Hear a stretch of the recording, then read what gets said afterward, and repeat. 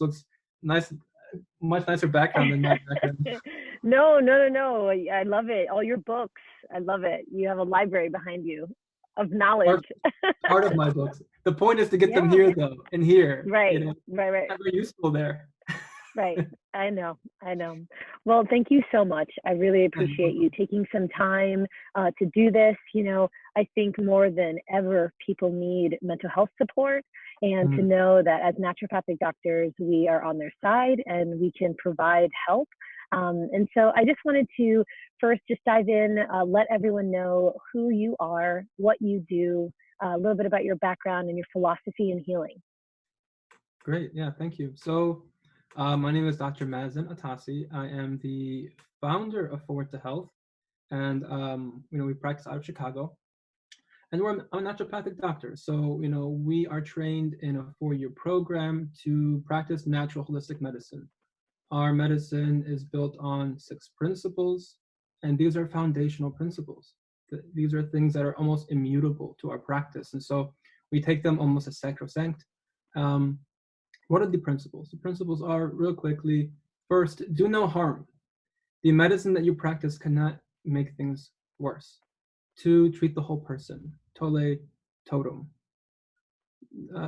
We can go into all of these deeper. I'm trying to hold myself back from jumping in. That's okay. 3, no, don't hold yourself back. Everyone wants your knowledge. Okay, so Tole totem is treating the whole person. So what is man? Is man a machine? Of course not. Man is a living, vibrant being of body, mind, and spirit, and more. The relational field is very much part of the human being. The physiological, the structural, the emotional. There's multiple domains of human life. And so we want to be able as naturopathic doctors to attune to each of those levels. Very critical that we do that. Modern medicine, unfortunately, though it has great utility in some capacities, it does not address the totality of the human being, the totality of the environment the human being is a part of. And, in that there's a really significant deficiency, if you will, or blind spot.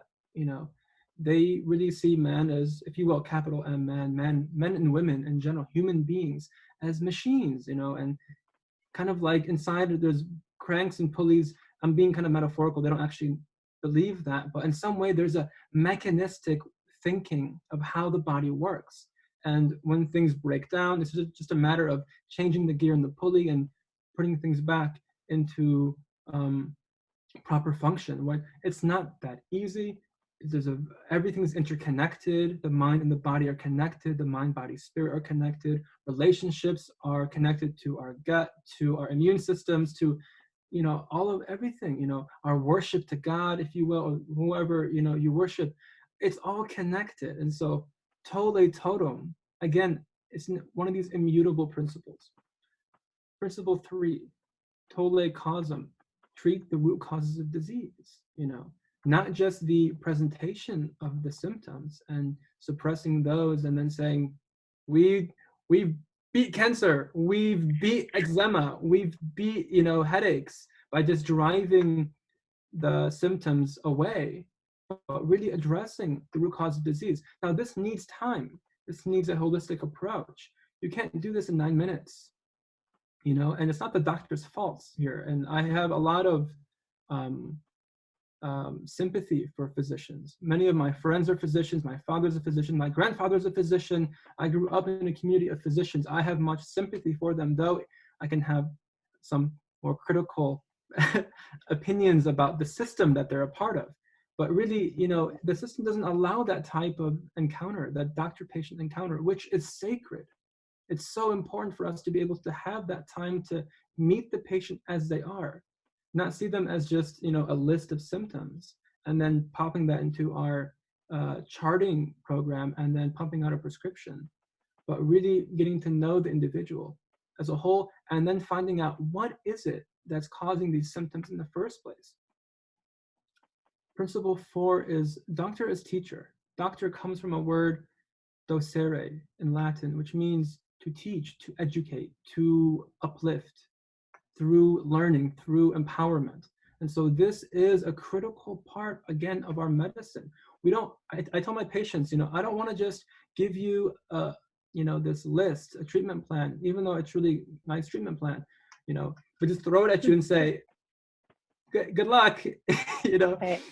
No, check in with me. Let me know, is it working? Are things, did it run out of steam? Do you want to understand how this is working? How is this addressing my chief concern of anxiety? Like, you're giving me this energetic medicine or this herbal tincture, or we're doing counseling, or you're changing my diet and I have anxiety. I don't understand that. Can you walk me through that? Of course, I want you to know what's going on. I want you to be involved and invested. When you're all in, when the patient is all in and they understand and they're respectfully, informed, not just like, oh, you don't know, trust me, who's wearing the white coat here? I am. Just do it. That's a type of medicine we call patriarchal medicine. It's not a good type of medicine. It's not empowering. The Hahnemann, one of the founders of, he is the founder of homeopathy and one of the great, healers of mankind. He said that, one of the purpose of health, of treating patients, is really at the end of the day to rouse within them their accountability, their sense of self, their sense of agency, responsibility. I am a human being. I am a whole. I have dignity and I have purpose here. And I want to be able to actualize that in my life. You need wellness to be able to do that. You have to have the energy, the clarity of mind, the strength, the courage, all these different things. And so you have to be well to do that. But it's not wellness as a goal. Wellness is just a means to higher actualization, spiritual actualization, in your career, in your service to mankind, all of that. So doctor is teacher. Principle 5 is prevention, right? Being able to understand that things have a linear causality. Things are connected. It's not just, you wake up with autoimmune disease. You don't wake up with an inflammatory disease. You don't wake up with debilitating depression. There's kind of a progression there. And if you were to kind of have, time vision goggles and see, time before you, kind of, time space before you laid out, you would see, oh my God, and all these different things have been happening, and then I got like rocked here and heartbreak there and loss here. And then I got exposed to some mold there and, whatever, all these different things. And then you see the buildup. And then you can understand that when you take, these teachings into your own hands and you become conscious in the way that you live, you not only treat what's going on and can heal from them quite extraordinarily, but also you can prevent future disease and dysfunction and breakdown, for the rest of your lives. I have my mentor who is a practitioner of homeopathy, somatic work, and traditional Islamic medicine, which is a type of naturopathic medicine that's existed for hundreds of years. And he's, in his mid-late 70s, and, he's still traveling the world and teaching and seeing patients, and he's as vital as a horse. God bless him, and he's a testament to the medicine for me, because I have a grandfather who's around that age who, God bless him, but has Alzheimer's and is not even cognizant of who he is and who we are, and just a whole different relationship with him. They're about the same age. What a difference. What a difference. This medicine works, and time again, we are met with examples, with patients in our own lives. I know you can attest to this. I know I can too.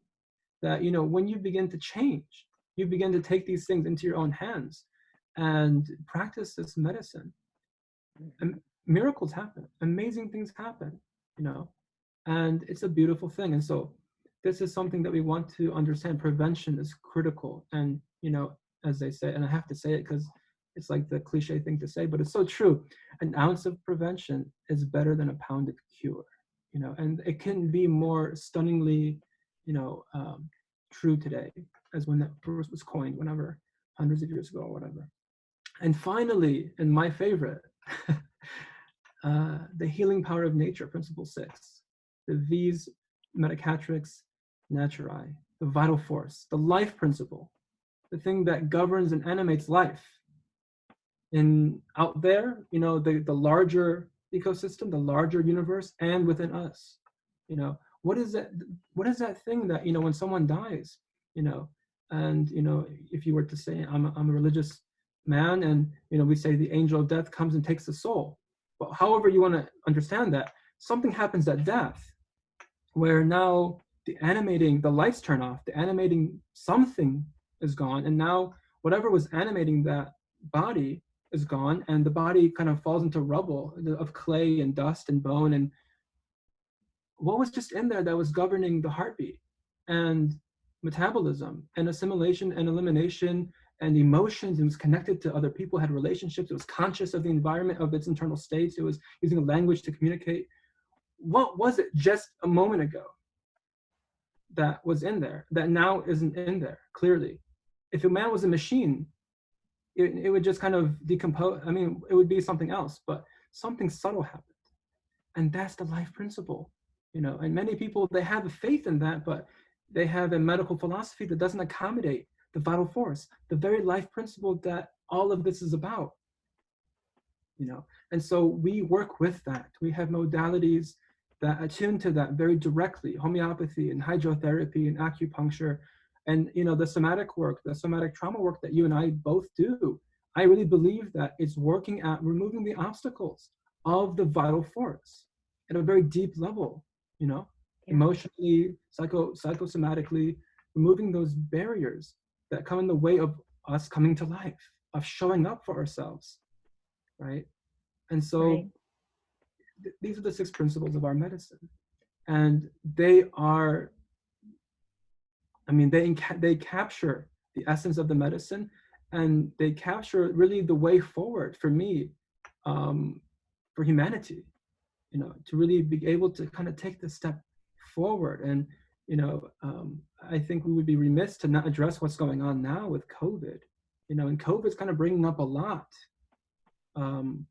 of our kind of ignorance of what's been going on all this time, humanity, the degradation of soil and ecosystems, and the poisoning of the food and the water and the air and the plastics and the EMFs and the radiation, electrosmog, dirty electricity, and the trauma, the trauma of colonization, the trauma of world wars, the trauma of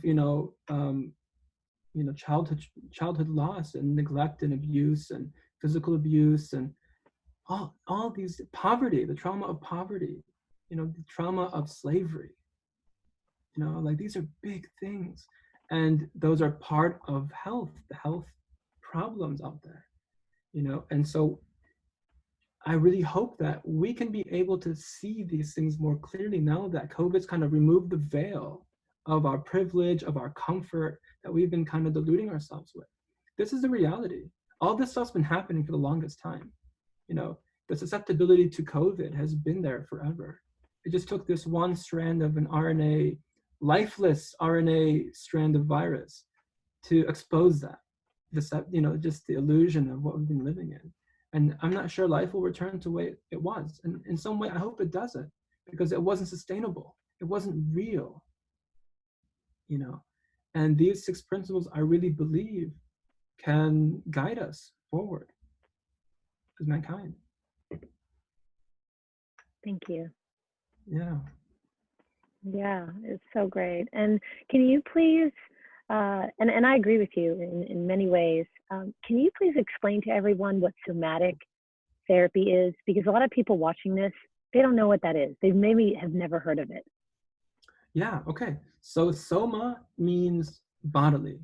So when you hear psychosomatic as a term, that's just a fancy word for mind-body.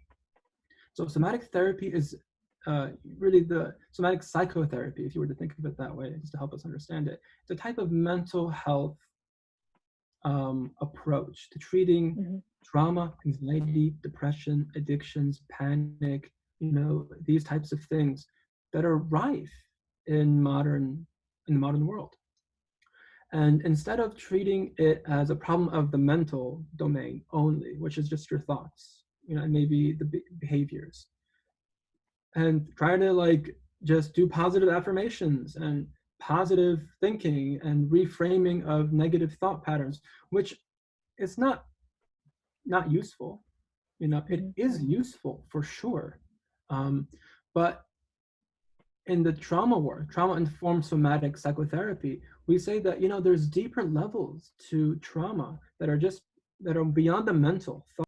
You know, there's limitations to the cognitive behavioral models of therapy, because the trauma is not just a mental thing. It lives in the body. You know, it lives in the body. It lives in the emotions, in the feelings, in the very tissues of the body in some way. And this Mhm. is why, you know, when you get, for example, very simply, you know, when you get angry, is it just this mental thing, you know, like, oh, Mhm. he said that thing, and I'm angry now. Mhm. And it's kind of like that stoic type of dissociated type of experience, or is it more like heart beating, tension, jaw tending, you know, getting kind of red, getting, Mhm. you know, rigid, like that whole kind of like, you know, physical expression of the anger also. It's the latter, of course. You know, we know that when Right. there's anxiety, the nodding of the stomach and the jitteriness and the heart palpitations and the shaking Uh-huh. and maybe using the restroom a little bit more frequently and all these different things. There's a physical component, there's a physical analog to the mental emotional state. And so again, treating the whole person, tole totem, we want to be Mhm. able to tap into and attune to the whole experience of the individual. And that is how we found actually deep healing can occur, deep shifting of these older patterns, whether it be from trauma like what we call shock trauma. So things like war or, you know, physical abuse or sexual abuse, these one or twice or thrice off things that are just like, you know, just really shocking to the nervous system. Mhm. Or it's like childhood trauma, which is these even longer term types of processes where, you know, you're living in a household that's abusive and there's a narcissist and there's, you know, gaslighting and there's, you know, withholding of love and there's neglect of needs and all these different things. Those all have consequences and implications in the way that the person connects to their own body, their own sense of Mhm. self, their emotions, the way that they're able to relate to other people, and the way that they're able to relate to even God. And I mean, their faith becomes kind of shaky when there's stuff like this, because now it's like, I don't know who I am. I don't know who's real. I can't trust anybody. Are you also like that person? Are you like that person? You know, it's very difficult then to actually be present and be Right. positive and just be free flowing and supple and graceful in being, because you're just Mhm. so encumbered by the trauma and, you know, the negative consequences of it. And so somatic psychotherapy quite simply just looks at trying to understand that top down. We say top down meaning mental, emotional, belief system approach, but also the physical sensations and the physical aspect of it as well. So top down, bottoms up, and trying to understand the whole and begin to help people, you know, just process these emotions, process and, you know, come up with healthier belief systems about themselves. We call these identifications. You know, dissolving these strategies that people come up with early childhood when there's neglect and there's abuse. We change ourselves. We Mhm. change the way Right. that we are in the world. We call them survival strategies. And so those become a way that in when we're young, you know, we're able to find safety. We're able to kind of adapt to the negative, unhealthy situation. It's a very adaptive thing that we do unconsciously. The child doesn't know how to do it. It just does it. This is grace. This is just the mercy of God in creation that we can do that. But it's not supposed to be a long-term thing. And so, you know, when we are 40 years old and still acting in the same way that when we were 4 in an abusive household, that's a limitation. That's an obstacle to the life principle showing up and us being healthy and strong and resilient and having our agency, having our will, like we need to have it. And so that is what somatic therapy in a nutshell is about and why Mhm. it's so important. Thank you. And what happens in a typical session when you do somatic? Like, what can someone expect? Yeah, so it depends on the type of trauma. It depends on the individual. There's no protocol here. Even in the model that we use, I use a model called NARM, the Neuroaffective Relational Model, as well as somatic experiencing. But both of them, they're not models where you technique the process. They're very respectful of the individuality and the inner experience of the individual, even though you can identify patterns, and maybe you and I can have a working hypothesis around what's happening, maybe even very early on in a session.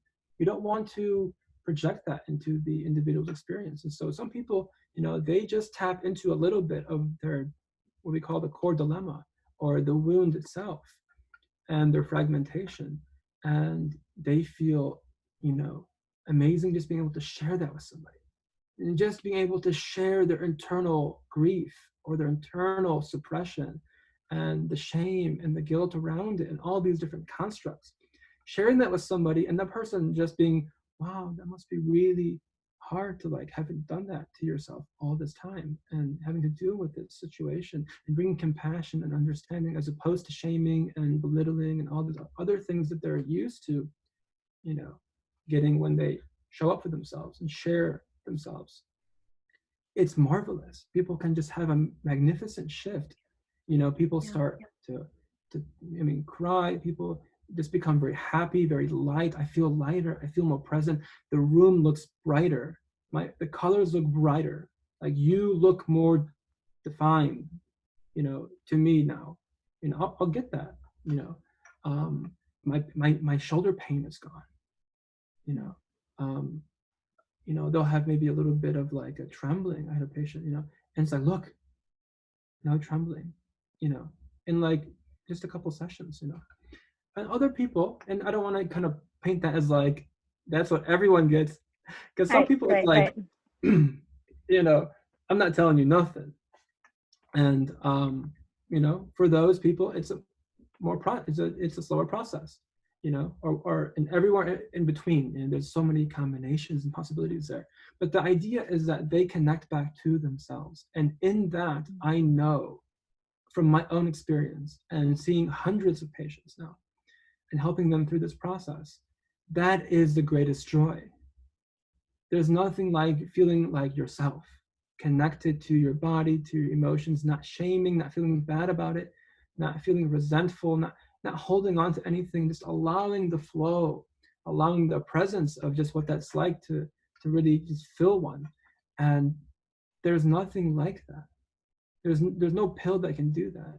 There's no even natural supplement, even herb. I mean, maybe herbs can do that sometimes, but there's nothing like that experience that you can share. And that's a reflection, I really truly believe, of the doctor-patient relationship at its finest. Because even if you're treating the whole, but you're just giving drug, giving a prescription and saying bye-bye, you can treat the root causes and do all of that and educate, but if there isn't that deeper understanding and allowing to go there with the person, and kind of just explore these deeper dynamics with the person, with the patient, and bring that compassion to that level, that's powerful. That is powerful. And that's what the sanctity of the doctor-patient relationship to me has been most about, just using this means to really connect and help people connect and come back to life. And one of the great things, and I do a lot of men's work especially, and one of the great things I love is seeing men who lose their sense of anger. They lose, healthy aggression, and then they come back to life. And, people think that when people come into their healthy aggression, into their healthy anger, that it becomes really toxic masculine and this and that. But you find quite the contrary. There's so much softening that happens. There's so much softening. And yet they're telling you, I could destroy this wall right now with this power, this energy I'm feeling in my body right now. But I don't want to. I want to help. I want to bring healing. I want to bring support. I want to bring my gifts. That's what they start talking about. Because that's life force. It's not anger for anger's sake. It's life force. And I always tell people as well, and I know you didn't ask me about anger specifically, but it's important to talk Yeah. about it. And I always like talking about anger. Anger by its nature is constructive. Anger by its nature, healthy aggression by its nature is constructive, right? Like there's something wrong out there, so the body intuitively releases anger and says, hey, listen, there's something out there. Here's some energy and some willpower and some strength. Go fix it, correct it, do something about it, say something, just act on it and bring it back into balance. There's something wrong. There's some transgression, some oppression. Something's wrong out there. Intuitively, here's some energy. But when we learn that it's, inappropriate, it's uncivilized, it's not welcome to bring that type of energy to a school or to a family household or to a space, whatever, we learn to step away from that, to suppress that. But when it comes back, it's not this like vengeful, angry, destructive thing. It's a constructive force, right? Strong men do good things, and women, right? But we're talking about men specifically, but strong people in general, though, they do good things in the world, right? And part of being strong, again, is having that agency and that willpower. And just when people access that, it is like the best drug. Like you can't get more high than connecting to yourself. Getting high, people go all the way up there, getting high, it's like, just come right here. Like it's so much richer. Like it's so much more fulfilling and like tingly and, whatever, more notable. Yeah, You know what I'm saying? Yeah, I do. Yeah. Well, thank you. And regarding like the sessions, so you were saying people are allowed to be heard, people are allowed to dive deep into the different dynamics as to why they're dealing with what they're dealing with. How do you help them do that?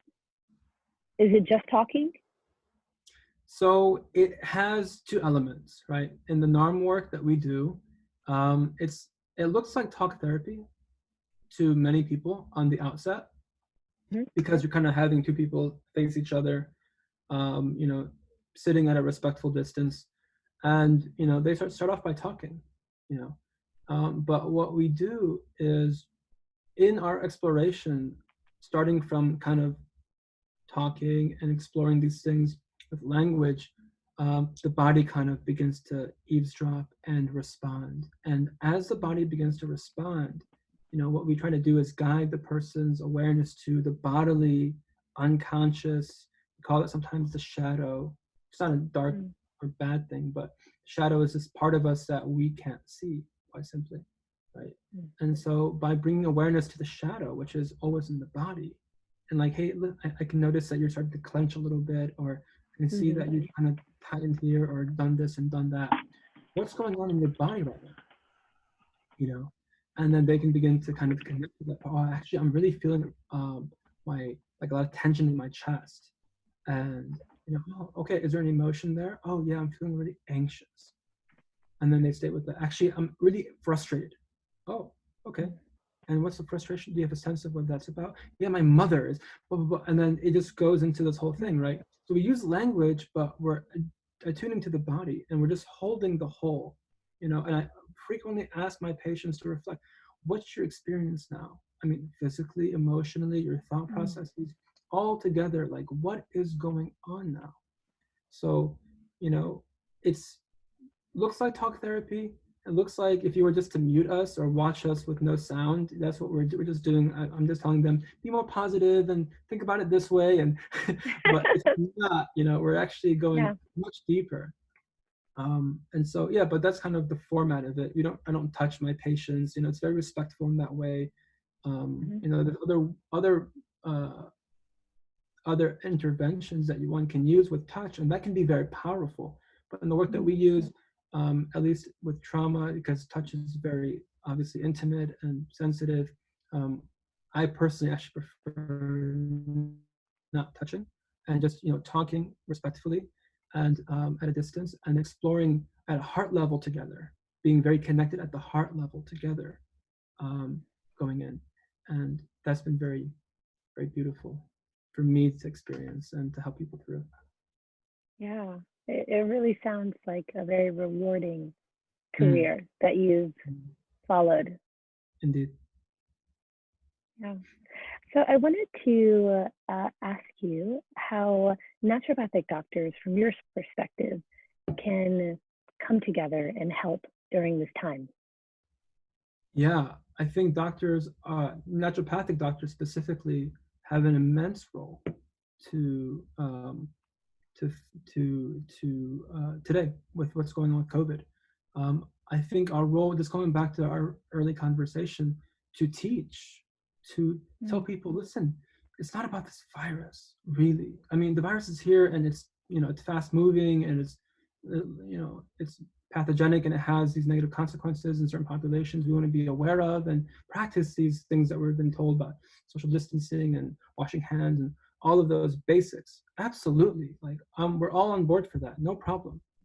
But what we have that other people don't have, that we have to be courageous enough and confident enough and honoring enough of that perspective to bring to the people about what's been going on with our diets and our stresses and the lifestyle of modernity and the pollution of the air, water, and earth, and all these different things, and really begin to teach people, how do you begin to support health?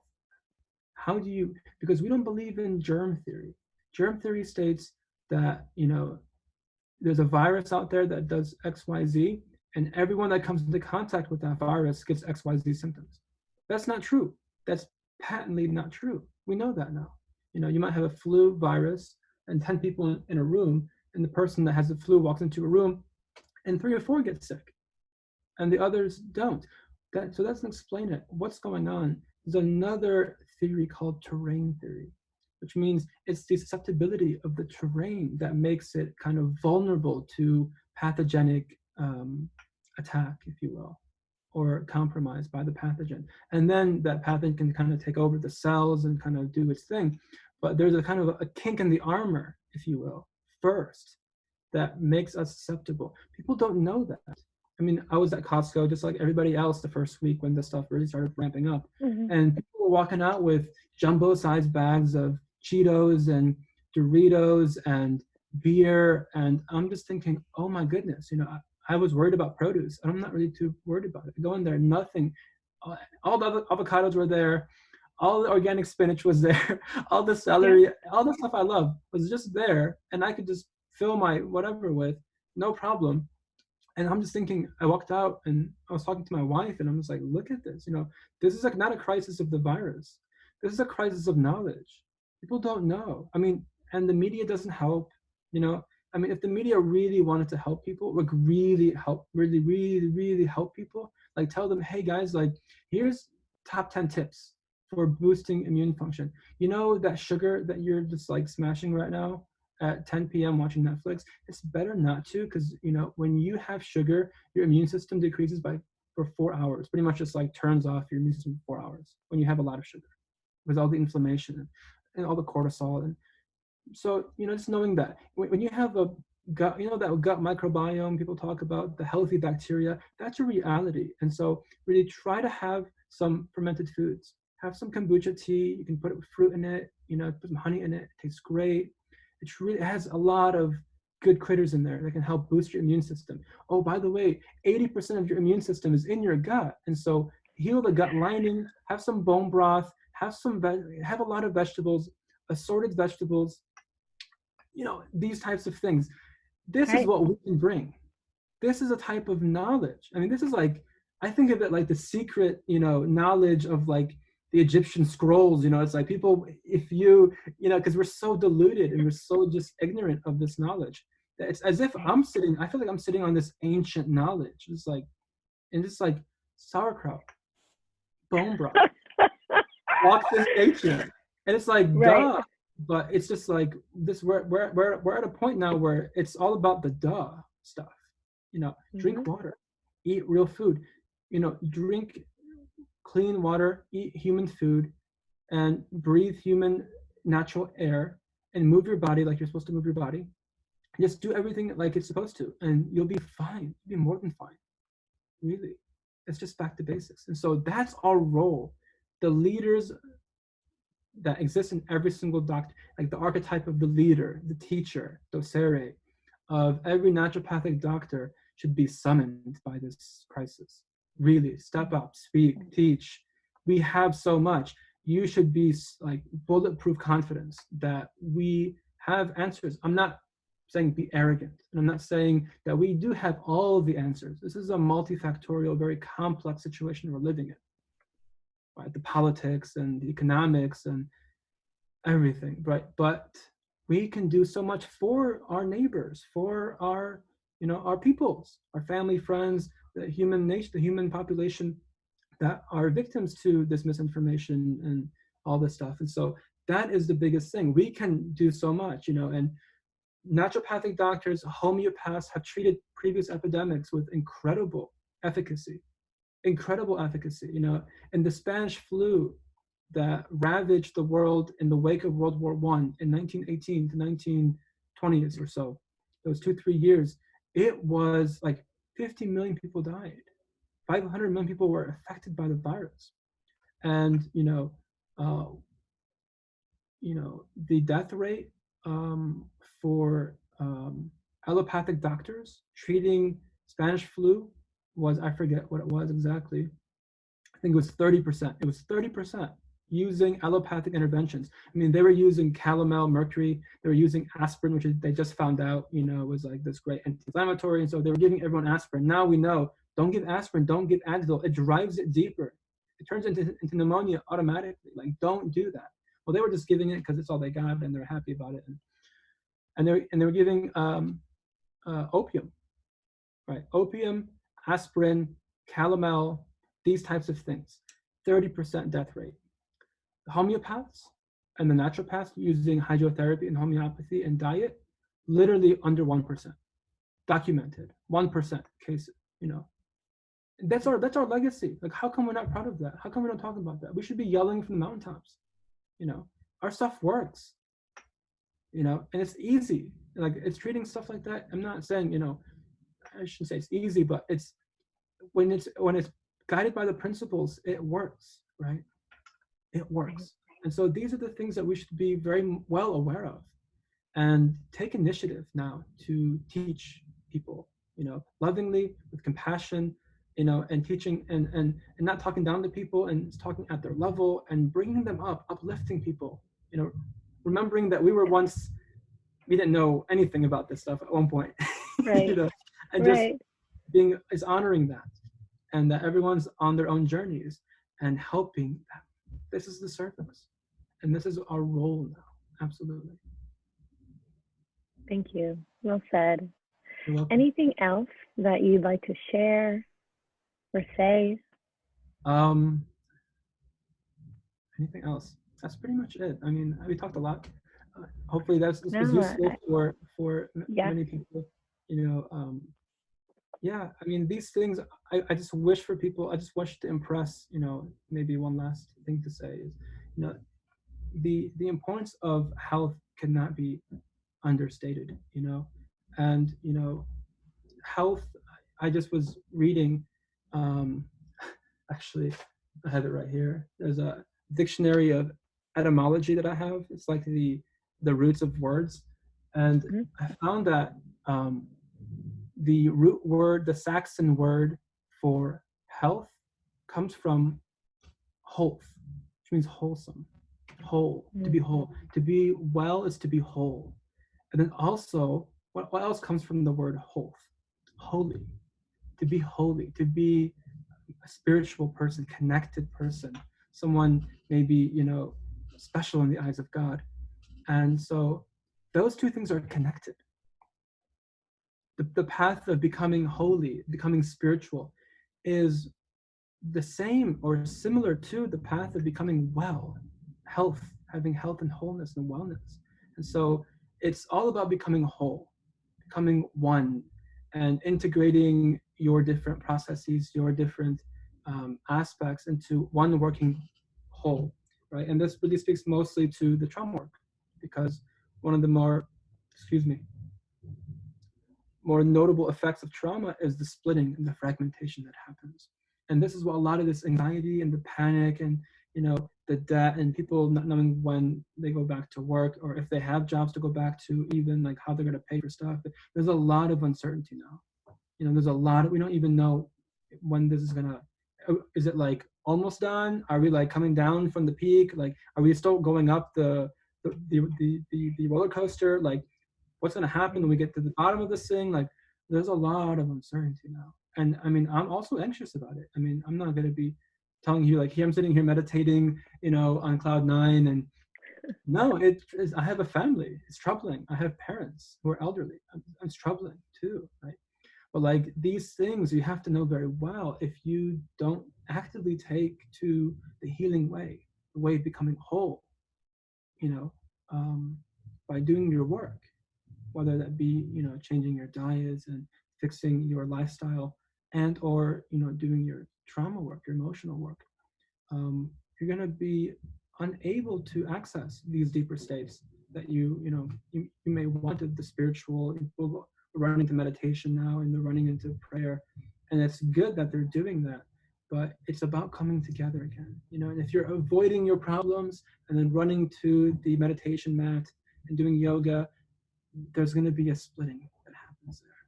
And it's not going to be conducive to long-term health, nor real, true, deep, embodied, grounded spirituality.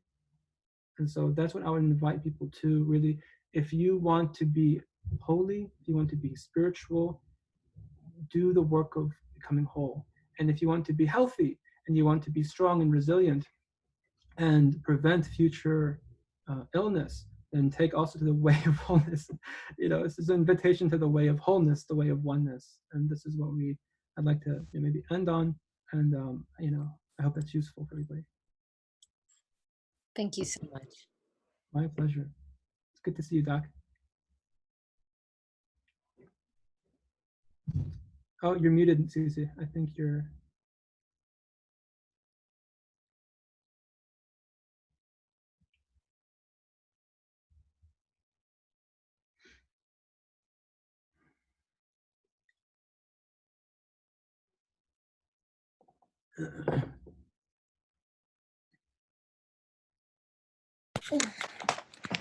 Sorry, I've had such a crazy busy day seeing patients back to back. Hold on. All good. Understood.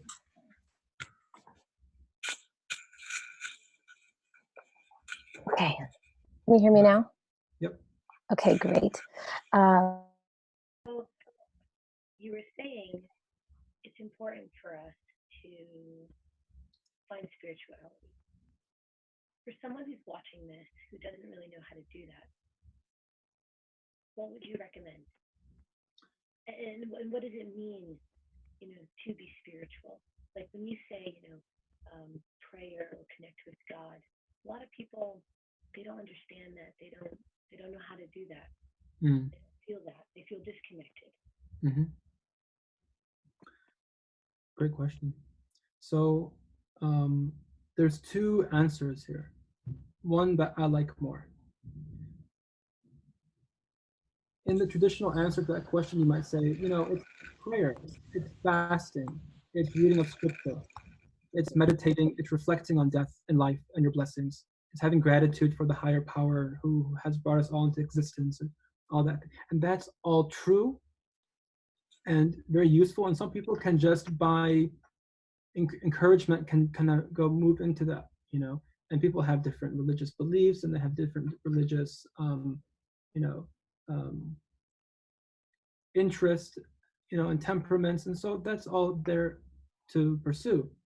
But in terms of really being able to access these deeper realities, if you will, I always say it's almost a condition today that we need to be able to access our own reality, our own oneness, our own presence, our own beingness, you know, like our lowercase b. If you want to access the capital B of being, you know, access the lowercase b of being.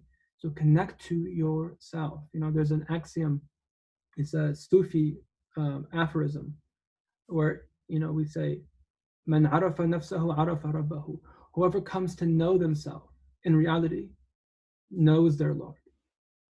Whoever comes to know themselves fully knows their Lord, right? So the path isn't to, abstractify from yourself, to become transcendent and, just kind of leave the world and leave your woes and all of that. But it's really by processing the pain, by having gratitude for the blessings that you enjoy right now in this moment, becoming aware of your difficulties, of your strengths, of doing your inner work, your shadow work.